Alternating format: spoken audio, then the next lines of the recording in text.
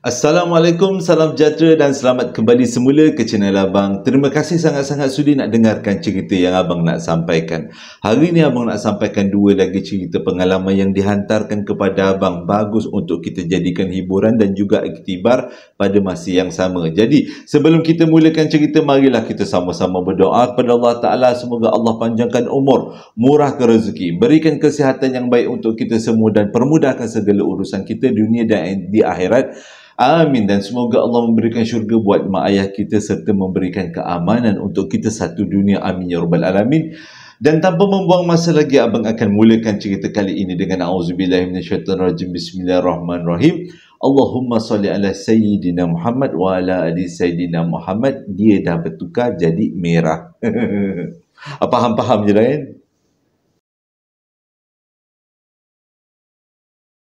Cerita kali ini disampaikan oleh Kak Umi, berlaku pada tahun 2022 yang lepas dekat Johor Bahru.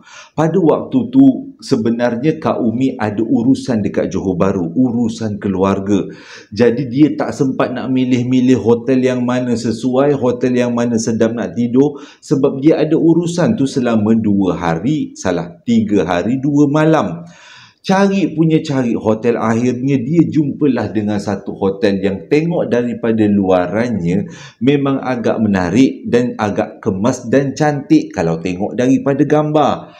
Jadi dia pun bookinglah 3 hari 2 malam dengan suami dia. Bila dah booking, dah bayar siap-siap melalui online, dia pun dengan tergocoh-gocohnya kemas baju bertolak daripada tempat dia ke Johor Bahru pada hari yang sama dia buat booking. Tak sempat dia nak tanya dengan kawan-kawan, dengan saudara mara hotel ni elok ke tidak. Cuma dia tengok daripada review-review orang mengatakan hotel ini memang bagus servisnya. Tapi di antara banyak review-review, ada satu komen yang mengatakan hotel ini seram. Tapi nak buat macam mana? Dah booking, dah bayar siap-siap. Jadi dia pun bertolaklah dengan suaminya. Pada fikiran dia, taklah terlalu apa sangat, sebabnya dia hanya nak tidur dekat situ 3 hari 2 malam.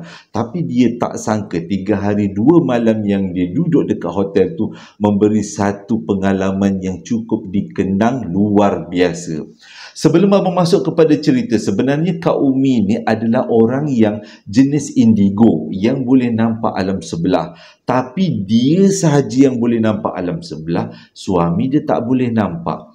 Memang kalau pergi ke mana-mana, dia memang akan senang nampak sesuatu yang datang daripada alam sebelah. Dan bila dia nampak macam tu, dia akan beritahu suami dia. Cuma cara dia beritahu suami dia agak unik sedikit, iaitu kalau dia dah mula nampak benda pelik-pelik, dia akan cakap macam ni, "Bang, pasang surah Al-Baqarah." Itu adalah cara dia nak beritahu suami dia yang sebenarnya kawasan itu tidak clear, ada sesuatu yang mengganggu. Jadi bila sampai dekat kawasan hotel tu, bila dia tengok dekat kawasan hotel keadaannya bagus, dia pun dengan laki dia pergilah dekat kawasan resepsionis untuk buat pendaftaran. Selepas habis buat pendaftaran, dia pun naik semula ke kereta. Waktu ni dia dah rasa ada yang tak kena dengan bilik yang bakal dia duduk. Bukan semua bilik dekat dalam hotel tu tak kena, tapi dia kata bilik yang dia pilih ni pelik. Sebabnya sewaktu dia buat pendaftaran dekat resepsionis, bila dia beritahu dengan pekerja tu yang dia akan menginap dekat bilik sekian, terus budak tu berkerut muka, seolah-olah macam buat muka lah, "Akak ni betul ke nak tidur dekat hotel ni, dekat bilik tu?" Macam tu lah dia buat muka. Tapi disebabkan apa yang dia buat muka tu menyebabkan perasaan Kak Umi rasa tak tenteram. Ada yang tak kena dia kena berhati-hati. Jadi selepas habis buat pendaftaran, dia pun naiklah dekat dalam kereta dan diorang nak naik ke tempat parking yang kedudukannya di tingkat yang ketiga hotel tersebut. Jadi tingkat pertama, ground floor, adalah tempat resepsionis. Tingkat yang kedua, ketiga dan keempat adalah tingkat parking. Macam itulah kiraan dia. Jadi dia pun dengan suami dia pun naiklah kereta, pergilah nak kononnya kat tempat parking tingkat ketiga. Waktu dia naik tu ada beberapa peristiwa pelik. Yang pertama, dia punya kereta tak boleh nak bergerak bila sampai nak mendaki tempat parking tu. Dekat kawasan parking kan selalu ada jalan yang agak bercuram sikit kan, yang kena naik sikit daripada satu tempat parking ke satu tempat parking kan. Kat pasar raya selalu ada macam tu kan, jalan yang agak berbukit sikit, agak condong sikit. Waktu dia nak naik daripada tingkat kedua nak ke tingkat tiga, tiba-tiba kereta dia tak boleh bergerak. Dia pun tak tahu, dengan suami dia pun tak tahu kenapa kereta tak boleh bergerak. Tapi itu adalah salah satu tanda yang mengatakan dia bakal menghadapi sesuatu yang tidak jelas, yang tidak baik. Itu adalah satu benda yang biasa, kata Kak Umi. Ke mana-mana dia pergi, kalau dia nak menghadapi sesuatu yang pelik, dia mesti akan diberi tanda oleh Allah Ta'ala. Dan kali ini, kereta dia tak boleh naik. Jadi, diorang pun mengundurkan balik kereta, ambil nafas, maksudnya bagi kereta tu berehat, dan cuba tekan minyak, naik sekali lagi untuk kali yang kedua. Tetap juga bila sampai dekat tengah-tengah jalan condong, terus kereta dia terberhenti kat tengah-tengah, seolah-olah mereka melanggar dinding yang mereka tak nampak. Waktu tu dah rasa tak sedap. Lebih baik kita rehat dulu, turun balik, rehat dulu dekat kawasan resepsionis, kita baca je apa-apa yang patut. Jadi diorang pun turunlah semula kat tempat tingkat yang terbawah sekali ke kawasan parking, dan diorang duduk dekat situ. Kerana apa? Waktu tu masih lagi pukul 4 petang. Waktu yang memang panas dekat kawasan JB. Jadi tak ada masalah kalau duduk kat kawasan parking, sebabnya itu adalah masa yang sesuai untuk meregang-regangkan otot lah sebelum naik ke bilik. Waktu diorang sampai dekat tempat parking di tingkat yang terbawah, tempat mereka mula-mula parking, tiba-tiba tak semena-mena hujan turun dengan lebat, walaupun tak ada tanda macam nak hujan di awal-awal mereka sampai dekat kawasan Johor Bahru.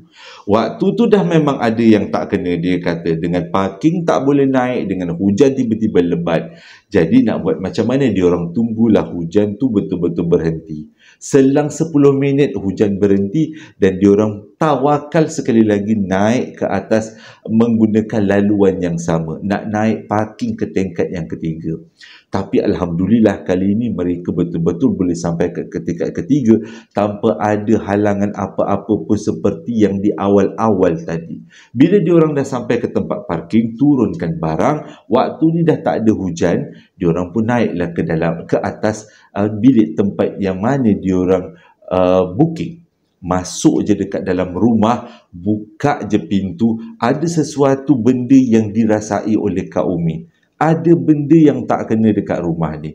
Selalunya, bukan rumah, hotel. Selalunya sama ada hotel tu bekas tempat orang bunuh diri ataupun dibunuh. Itu je lah duanya yang selalunya memberi kesan yang seperti itu, kata Kak Umi. Bunuh diri dengan dibunuh. Jadi benda ni bukan benda-benda yang biasa atau benda-benda yang main-main. Tak apa. Dia pun kata dia tunggu kalau tengok apa-apa yang pelik, dia orang pun bercadang untuk pergi ke hotel lain. Tapi bila masuk dekat dalam rumah tu selang 10 minit, Kak Umi kata benda ni memang keras, tapi dia boleh dilawan. Bukanlah benda yang jenis degil, dia kata. Itu berdasarkan kepada pengalaman yang pernah Kak Umi lalui sejak daripada kecil dan juga perasaan hati. Jadi dia pun cakap dengan suami dia, jangan risau bat, tempat ni okey. Jadi diorang pun suami dia pergi baring dekat katil meregang-regangkan otot. Kak Umi pula ambil peluang sementara waktu siang dia basuh baju, sebab dekat dalam kawasan tu sebenarnya bukan hotel tapi lebih kepada suite. Suite atau suit. Dia boleh lah. Betul. Selalu pernah abang dibetulkan perkataan tu, suit. Jadi, dia kata kat situ ada mesin basuh, cuma tak ada mesin pengering. Jadi, lepas suami dia rehat-rehat dekat katil, dia pun pergilah basuh baju. Habis-habis basuh baju, sebab dia kata datang tadi, dia ni jenis yang suka basuh baju bila sampai kat tempat tu, baju yang dipakai pada hari tu dibasuh dan diganti dengan baju yang baru. Waktu dia tengah basuh baju tu tak ada masalah, okey je. Habis basuh baju, dia cari-carilah tempat penyidai. Rupanya dekat dalam kawasan sud tu ada satu bilik yang dijadikan bilik penyidai. Ada ampayan dalam tu. Cuma yang peliknya adalah kawasan ampayan tu agak gelap sikit. Waktu mulalah peristiwanya bila Kak Umi buka kawasan tempat nak sidai baju tu, yang mana kawasan tu hanya ditutupi dengan sliding door. Kak Umi nampak gula-gula yang tercegat berwarna hitam. Tahulah Kak Umi, rupanya dialah yang ada dekat sini. Dengan kata lain, sama ada orang yang dalam hotel tu dibunuh atau membunuh ataupun terbunuh, tapi orang tu mungkin beragama Islam. Sebab korin yang tinggal waktu tu adalah yang berpakaian seperti itu. Abang tak boleh nak cakap lebih-lebih. Dah sekarang aku dekat kau dua ni. Tapi bila nampak kelibat macam tu, Kak Umi memang dah biasa benda ni. Teruslah dia baca, La ilaha illa anta subhanaka inni kuntu minaz zalimin. Kalau silap, nanti betulkan abang. Dalam hati dia, walaupun mulutnya berkumat kamit dengan bacaan tadi, tapi dalam hatinya beritahu, jangan kacau aku. Aku datang sini dengan suamiku hanya untuk urusan keluarga. Habis saja kami urusan, kami akan keluar daripada sini. Dan selepas tu, dia tak jadi sidai baju kat kawasan tu. Dia ambil keputusan untuk sidai baju di kawasan luar, iaitu di kawasan kerusi-kerusi, di sofa. Sebab dia kata dia tak nak ganggu benda tu, dan benda tu diharap jangan ganggu dia. Dan selepas daripada tu, dia pun habis-habis sidai baju, lebih kurang pukul 8.30 malam lepas sembahyang maghrib, dia orang pun buatlah sembahyang jamak sekali. Dia lelaki bini pun pergilah keluar makan. Balik keluar makan tu, sampai dekat hotel, Kak Umi kata pada waktu tu dia dah pening, dia dah berat mata dia. Cuma dia pesan kat suami dia, jangan buka sliding door yang bersebelahan dengan pintu dapur. Sebab dekat situ ada benda yang tak jelas, dia kata. Jadi bila Kak Umi cakap macam tu dengan suami dia, dan suami dia memang biasa dengan apa yang Kak Umi alami, teruslah dia tak buka pintu dekat situ. Jadi Kak Umi dengan suami dia pun masuklah bilik. Disebabkan badan terlalu penat, kata Kak Umi, dia terus tertidur. Sedar-sedar je dah azan subuh. Tapi yang dia pelik ialah, waktu dia bangun sembahyang subuh, dia tengok suami dia tidur sambil duduk. Bila dah macam tu, dia terfikir, ini suami aku ni kena dengki ikut malam tadi. Mungkin pada malam tu suami dia kena dengki, menyebabkan suami dia dalam keadaan yang kucar kacir dan tidak tenang, maka tidurnya sambil duduk. Tapi Kak Umi kata dia tidur nyenyak je malam tadi. Habis-habis sarapan pagi, dia orang pukul 10.30 keluar daripada hotel. Buatlah urusan peribadi dekat luar tu, dungdang. Balik semula dekat hotel tu lebih kurang pukul 10.30 malam. 12 jam lah dia keluar. Bila sampai semula dekat bilik hotel, bilik suit tadi tu, jam menunjukkan pukul 10.30 malam. Waktu tu diorang dah beli siap makanan, dan diorang fikir tak nak keluar makan, cuma ambil lauk-lauk tu panaskan dekat dapur yang ada dekat dalam kawasan suit tu, yang hotel yang cantik tu. Jadi sementara memanas-manaskan lauk, memang menjadi kegemaran Kak Umi untuk dengar channel-channel seram yang lain. Dia kata antara kegemaran dia adalah The Segment. Tapi dia kata pada waktu tu, cerita yang keluar pada channel The Segment adalah cerita yang berkaitan dengan yang sama Kak Umi nampak pada hari yang sebelumnya. Jadi dia kata sambil dengar tu sambil seram-seram jugalah. Sementara tu pula si suami dia tadi pergi dekat balkoni keluar untuk ngambil angin. Tengah-tengah Kak Umi melayan The Segment dengan sambil dengar dia memanas-manaskan lauk, tiba-tiba dia dengar daripada bilik tempat sliding door tadi tu bunyi orang tergelak. Seolah-olah macam terhibur. Jadi Kak Umi pun ambil keputusan tutup The Segment tu sebab dia tak nak ambil risiko. Dia nak kacau orang tu, dia harap benda tu tak kacau dia. Jadi lepas habis siapkan makanan tu, dia pun panggillah suami dia masuk balik makan. Jadi suami dia pun masuklah untuk makan malam. Selepas makanan siap dipanaskan, dia panggillah suami dia, jomlah bang makan sekali.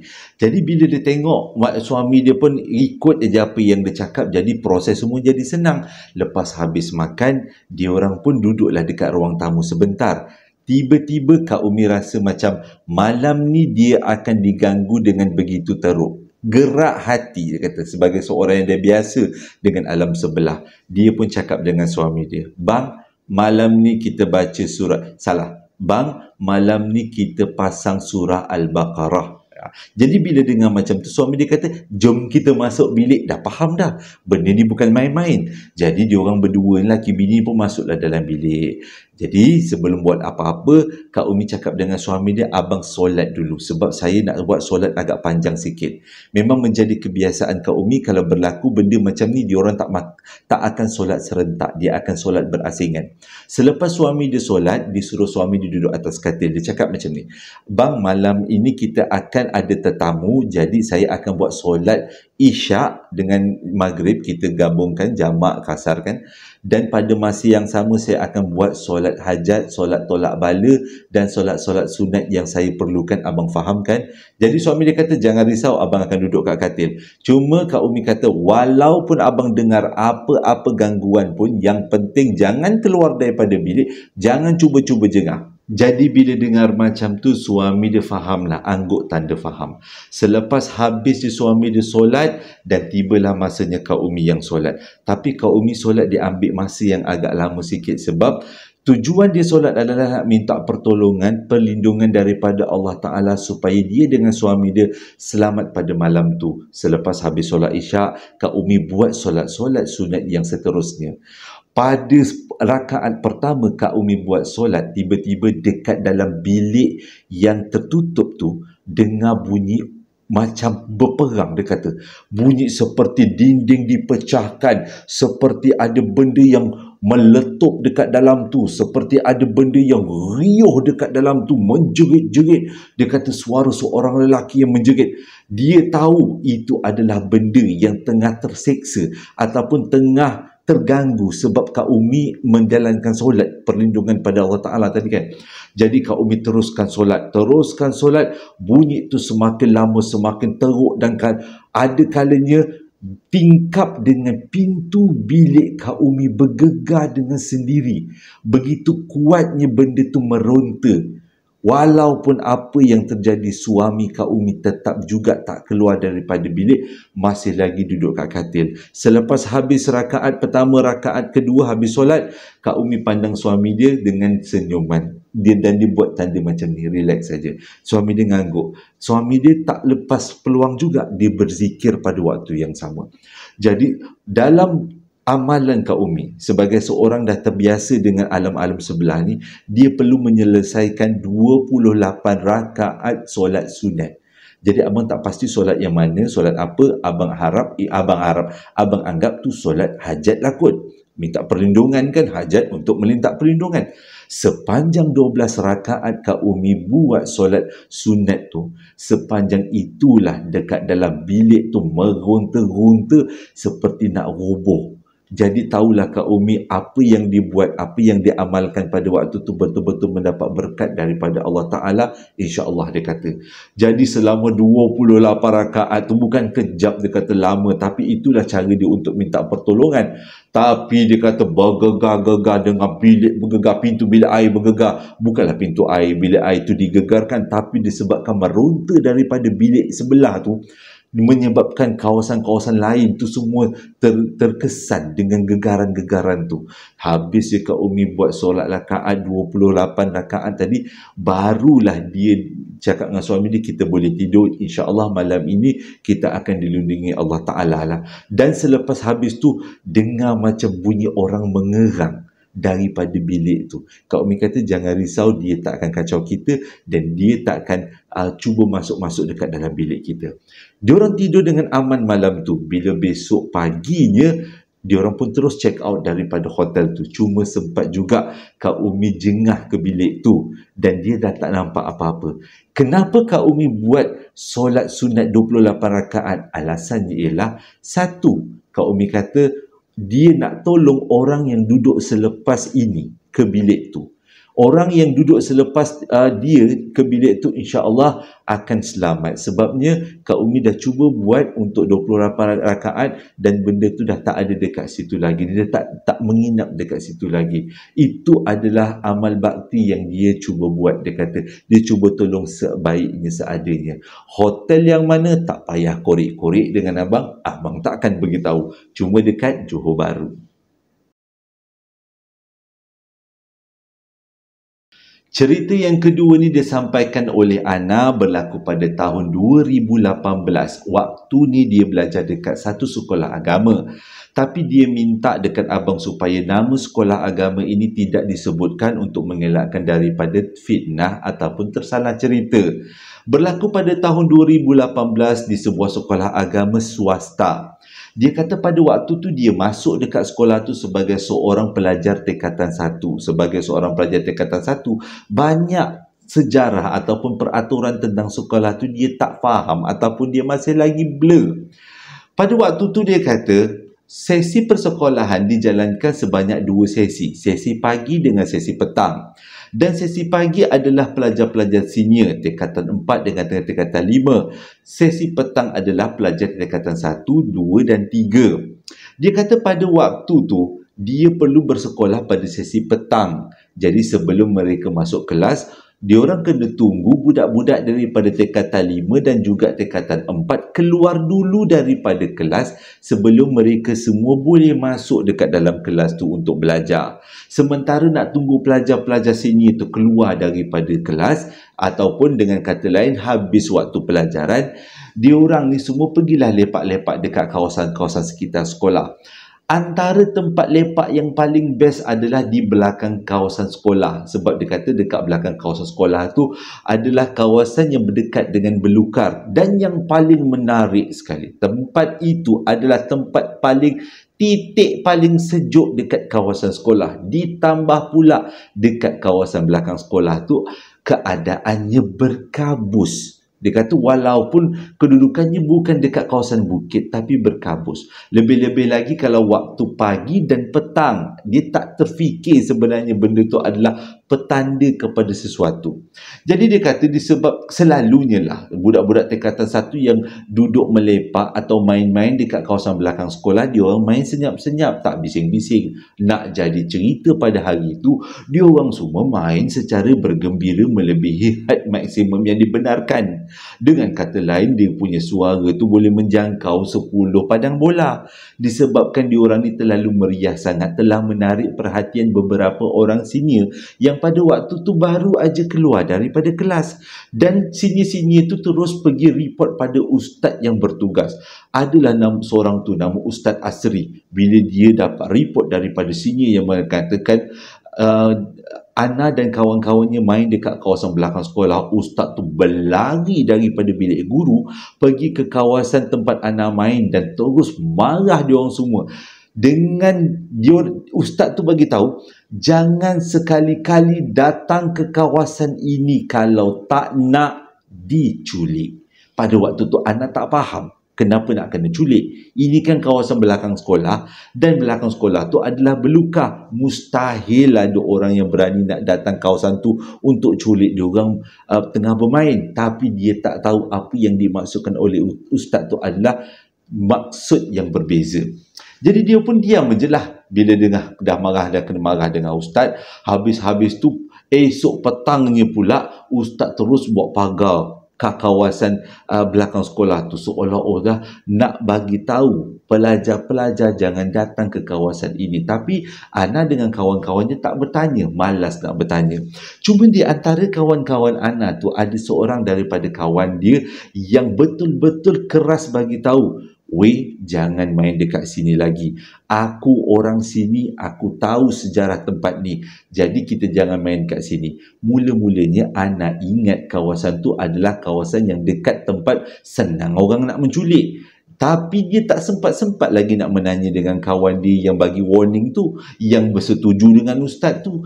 Jadi dia pun ikut je lah dengan kawan-kawan yang lain, ikut aja apa yang diorang diarahkan. Selang beberapa hari daripada kejadian tu, ada satu peristiwa yang buatkan Ana semakin pelik. Sejak daripada dia bermain dekat belakang sekolah tu, dia mengalami beberapa peristiwa. Yang pertama, pada waktu tu dia tengah belajar dekat kelas. Dia nampak kawan dia, salah seorang pelajar lelaki dalam kelas tu, ada dekat meja paling depan sekali. Ana sebenarnya pada waktu tu duduk dekat meja paling belakang. Jadi dia biarkan je lah kawan dia duduk dekat depan.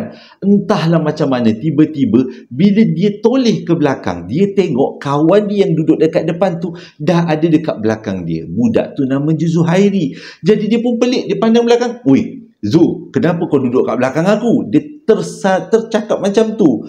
Kawan Ana yang duduk dekat sebelah Ana pandang Ana. Kau cakap dengan siapa? Ana pun cakap lah, aku cakap dengan Zuhairi kat belakang. Lepas tu kawan dia cakap, tu Zuhairi ada kat depan. Ana dah gelabah sebab dia kata dia memang betul-betul nampak Zuhairi dekat belakang dia. Itu peristiwa pertama. Peristiwa yang kedua pula, waktu dia tengah belajar dalam satu pelajaran tu, lebih kurang pukul 4 petang, 4.30 lebih kurang macam tu, dah dekat-dekat dengan azan asar. Tengah-tengah dia belajar, tiba-tiba dia nampak ada seorang budak lelaki berjubah duduk dekat tengah-tengah kelas.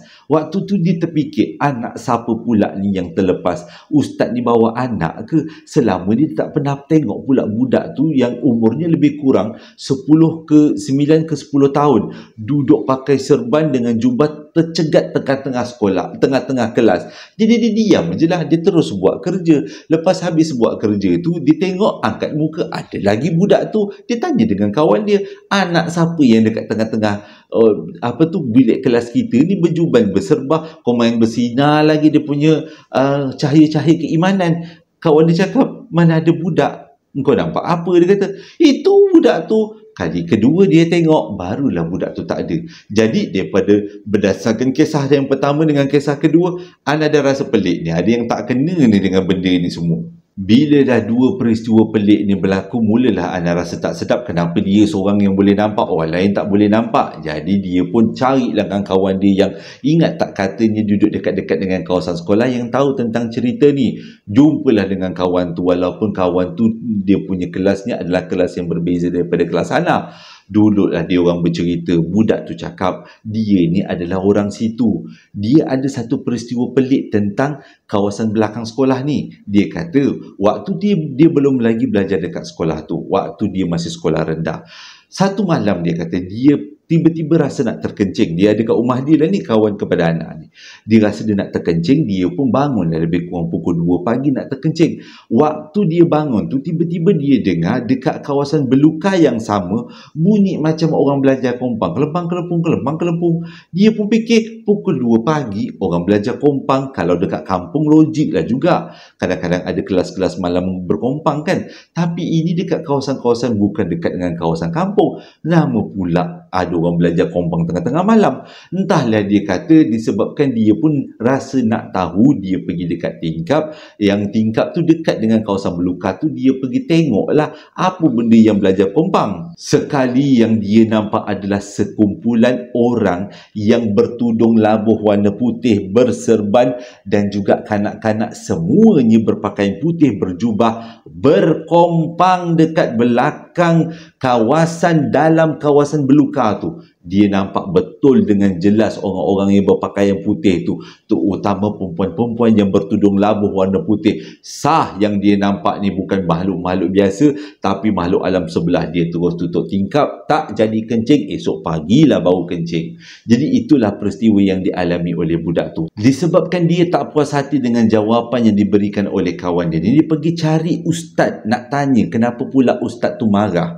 Jadi lepas berborak dengan ustaz tu, barulah ustaz tu jelaskan, rupanya belakang sekolah diorang adalah perkampungan bunian, dan bunian-bunian tu selalu datang ke sekolah mereka untuk belajar agama sama-sama. Jadi bila dengar macam tu, si Ana ni beritahu yang dia pernah nampak kelibat kawan dia yang kawannya ada dekat depan tapi dia rasa macam ada dekat belakang. Dan juga kali kedua dia nampak ada budak lelaki pakai serban dekat tengah-tengah kelas. Jadi ustaz tu cakap, bukan awak je yang pernah nampak macam tu, ramai lagi orang-orang yang terdahulu, sini-sini terdahulu yang nampak apa yang awak nampak. Jadi lepas-lepas ni kalau awak nampak, awak relax je, jangan risau. Kita tak kacau dia dan dia tak kacau kita. Dan jangan sekali-kali main dekat belakang kawasan sekolah. Dan sejak daripada tu, bila ada datang budak baru masuk ke sekolah tu, Ana sendiri yang akan beritahu budak-budak ni jangan main kat belakang sekolah, sebab dia dah mengalami peristiwa yang agak menakutkan.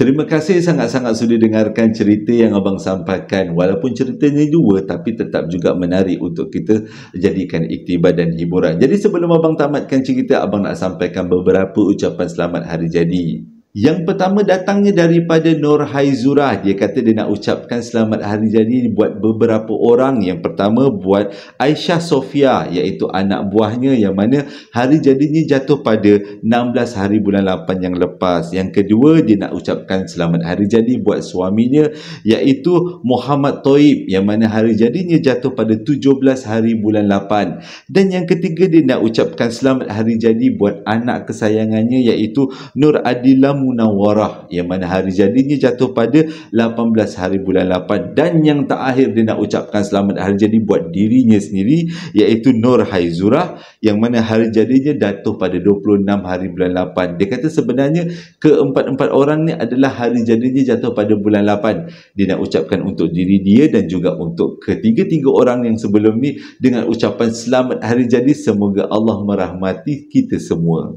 Ucapan yang kedua datangnya daripada Ainun Hamimi. Dia nak ucapkan selamat hari jadi untuk diri dia sendiri, tapi pada masa yang sama dia nak ucapkan terima kasih yang sesungguhnya buat ibundanya, iaitu Ainul Hazli Muhammad Saleh, kerana melahirkan dirinya pada 22 hari bulan 8 yang lepas.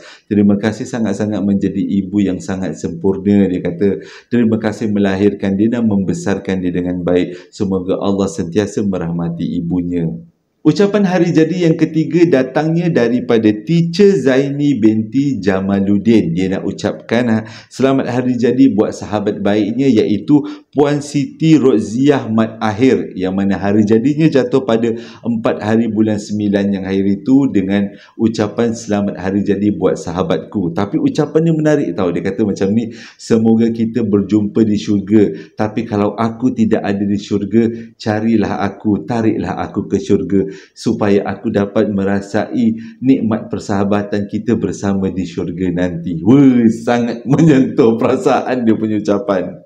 Ucapan hari jadi yang seterusnya datang daripada Kak Rasimah. Dia nak ucapkan hari jadi buat dua orang yang penting dalam hidup dia. Yang pertama iaitu suami dia yang bernama Rajmi Wahab, yang mana hari jadinya jatuh pada 31 hari bulan 8, anak merdeka, genap 54 tahun. Dan juga buat anaknya yang bernama Nurul Salehah, yang mana hari jadinya jatuh pada 17 hari bulan 8, dengan ucapan selamat hari jadi buat suami dan anakku. Semoga Allah sentiasa merahmati, panjang umur, murah rezeki, sentiasa dalam rahmat Allah.